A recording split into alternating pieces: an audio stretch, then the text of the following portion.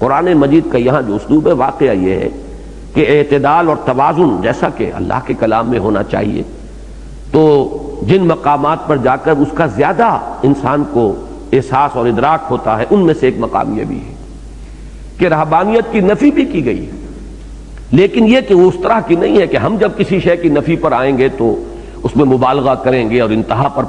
پہنچا دیں گے بات کو، گویا کہ اس میں خیر کا کوئی گوشہ ہے ہی نہیں، اور اگر کسی چیز کی مدح پر آئیں گے، اس کی تائید پر آئیں گے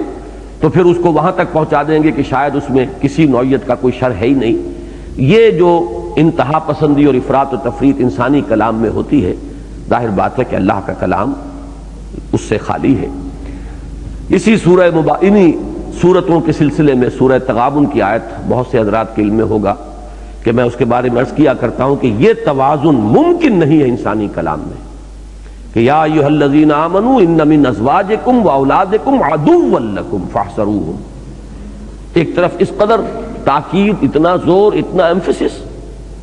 کہ اہل ایمان تمہاری بیویوں اور اولاد میں تمہارے دشمن ہیں، ان سے بچ کر رہو، بیویئر آف دیم، لیکن اس کے ساتھ اب توازن کس طرح کیا ہے، وَإِن تَعْفُوا وَتَصْفَحُوا وَتَغْفِرُوا فَإِنَّ اللَّهَ غَفُورٌ رَحِيمٌ۔ ایسا نہ ہو کہ ہماری اس بات سے نتیجہ یہ نکلے کہ تم اپنے گھر کو میدان جنگ بنا لو، وہاں پر عفو، درگزر، وَإِن تَعْفُوا وَتَصْفَحُوا وَتَغْفِرُوا، تین الفاظ جمع کیے گئے، تقریباً ہم معنی مترادف الفاظ، تاکہ یہ بیلنس ہو جائے معاملہ کہ ایک طرف تم چوکس بھی رہو، ہوشیار بھی رہو کہ جو طبعی اور فطری محبت تمہارے اندر ہے اہل و عیال کی، یہ پوٹینشل ڈینجر ہے تمہارے لیے، اسی میں خطرہ مضمر ہے، یہ خطرے کی سرخ بتی ہے، ہوشیار رہو کہیں ایسا نہ ہو کہ تم ذرا غافل ہو جاؤ